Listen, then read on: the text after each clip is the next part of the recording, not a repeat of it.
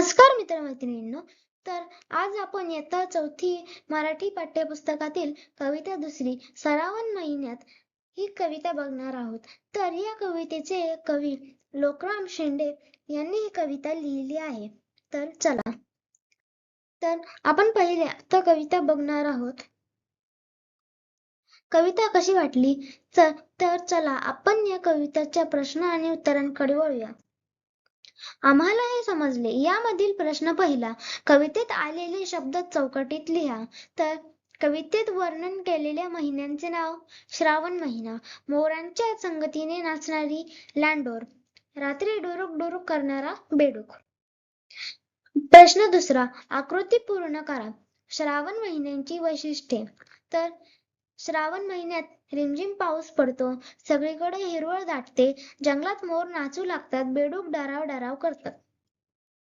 प्रश्न तिसरा, 2 ते 3 वाक्यात उत्तरे लिहा. आ. कवितेत श्रावण महिन्यातील निसर्गाचे वर्णन तुमच्या शब्दात लिहा. उत्तर: श्रावण महिन्यात निसर्ग खूप सुंदर दिसतो. रिमझिम पाऊस पडतो आणि सगळीकडे हिरवळ दाटते. आकाशात इंद्रधनुष्य दिसतो व वातावरण प्रसन्न असते.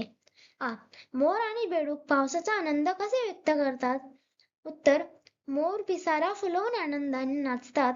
बेडूक डराडराव असा आवाज करून पावसाचे स्वागत करतात. पावसाळ्यात मोर आणि बेडूक दोघेही आनंदी होऊन आपल्या वेगवेगळ्या पद्धतीने निसर्गाचा व पावसाचा आनंद व्यक्त करतात. प्रश्न चौथा, रिकाम्या जागा पूर्ण करा. पहिला, 7 रंगांचा तोरण कसा डॅश डॅश चोवल. तर आभाळी. दुसरा, काळजात धाकधूक डॅश डॅश किलबिल करती, विजा. तिसरा, श्रावण महिन्यात डॅश डॅश भुरुक भुरुक पाऊस. चौथा, धारा नाचत नाचत डॅश डॅश धरते ताल. तर पावसात. प्रश्न पाचवा, कवितेत आलेल्या अपरिचित शब्दांची यादी करा. तर श्रावण, महिन्यात, तोरण, आभाळी, जणू, दिसेल व दिसतो आहे, काळजात, धाकधूक, भीती, इजा, विजा, धरतेत, धरणे, ताल धरणे. नवल, आश्चर्य, पाका, पंखांचा पिसारा, भुरुक भुरुक रिमझिम पाऊस, डुरुक डुरुक बेडकांचा आवाज, पाणी, रात्री, चोवल, दिसेल किंवा दिसतो, गाणे, किल्लोळ, लांडोर, मोराची मादी. तर प्रश्न 7वा, 7 रंगांचे तोरण या शब्दसमूहाचा तुम्हाला समजलेला अर्थ सांगा. तर उत्तर: 7 रंगांचे तोरण म्हणजे इंद्रधनुष्य हा अर्थ आहे. विचार करा व सांगा. यामधील प्रश्न पहिला, पाऊस शेतकऱ्यांच्या जीवनावर कसा परिणाम करतो? तर याचे उत्तर: पाऊस शेतकऱ्यांच्या जीवनावर मोठा परिणाम करतो. पाऊस पडला की शेतकरी पेरणीची तयारी करतात, बियाणे खरेदी करतात.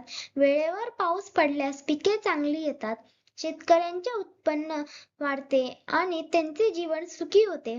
पाऊस कमी पडल्यास दुष्काळामुळे पिकांचे नुकसान होते.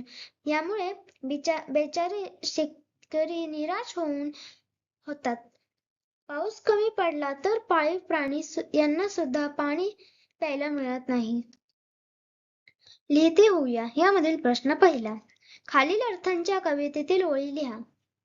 पहिला, श्रावण महिन्यात ढगांचा गडगडाट ढोलाच्या आवाजासारखा ऐकू येतो. विजांच्या कडकडाटामुळे मनात भीती निर्माण होते. तर उत्तर: श्रावण महिन्यात ढगाढोल वाजती, काळजात धाकधूक, इजा किलबिल करते. दुसरा, श्रावण महिन्यात रिमझिम पाऊस पडत असतो, रात्री बेडकांचे गाणे कानावर पडते.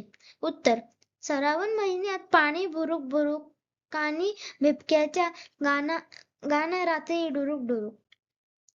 लिहिते होऊया. यामधील प्रश्न दुसरा, माझा आवडता श्रावण महिना या विषयावर 4 ते 5 ओळीत माहिती लिहा. उत्तर: मला श्रावण महिना खूप आवडतो. श्रावण महिन्यात रिमझिम पाऊस पडतो, सगळीकडे हिरवीगार झाडे व गवत दिसते, मोर पिसारा फुलवून नाचतात, पावसामुळे निसर्ग खूप सुंदर दिसतो, शेतकरी यांची कामाची लगबग असते. सर्वत्र हिरवळ असल्यामुळे लोक निसर्गरम्य ठिकाणी फिरायला जातात.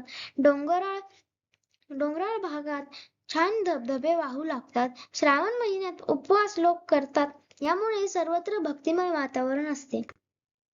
चर्चा करूया यामधील प्रश्न पहिला. श्रावण महिना सण उत्सवांनी भरलेला असतो. या महिन्यातील प्रमुख सणांबद्दल माहिती मिळवा व गप्पा मारा.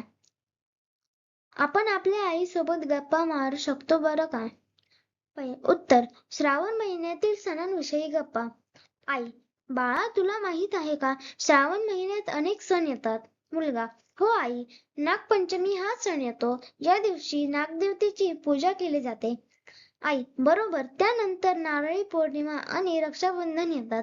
रक्षाबंधनला बहीण भावाला राखी बांधते. मुलगा, आणि श्रीकृष्ण जन्माष्टमी सुद्धा साजरी केली जाते.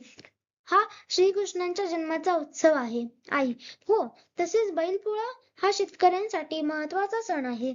या दिवशी बैलांना सजवून त्यांची पूजा केली जाते.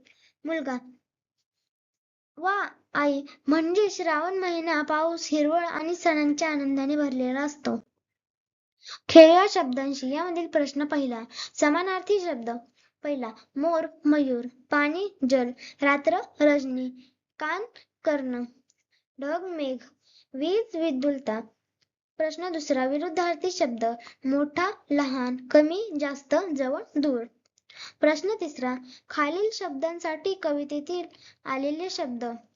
श्रावण सरावण, आभाळी अबारी, काळजात कारजात, थाटात माटात.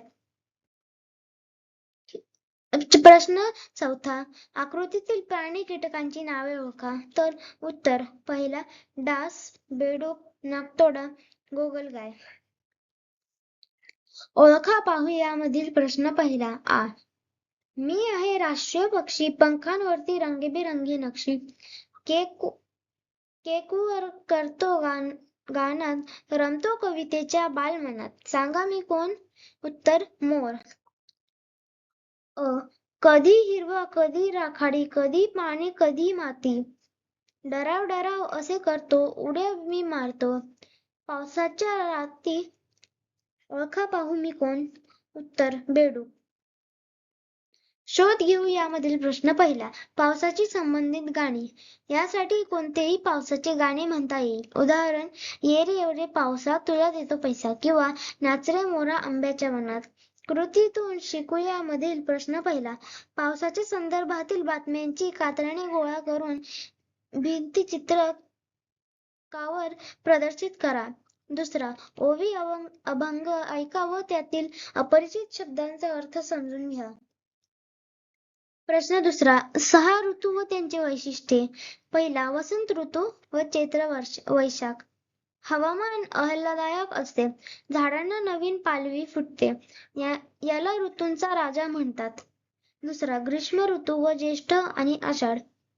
खूप उष्णता असते. सूर्यप्रकाश तीव्र असतो. प्रचंड उकाडा जाणवतो. तिसरा, वर्षा ऋतू, श्रावण व भाद्रपद. भरपूर पाऊस पडतो. शेतात पिके येऊ लागतात. निसर्ग हिरवेगार होतो. चौथा, शरद ऋतू, अश्विन व कार्तिक. पाऊस थांबतो. आकाश स्वच्छ व निळे दिसते. आकाशात चांदणे सुंदर दिसते. पाचवा, हेमंत ऋतू, मार्गशीर्ष व पौष. थंडी सुरू होते. वातावरण प्रसन्न असते. पहाटे दव पडते. सहावा, शिशिर ऋतू व माघ व फाल्गुन. वर्षातील सर्वात थंड ऋतू. थंडी जास्त असते. गरम कपडे वापरले जातात.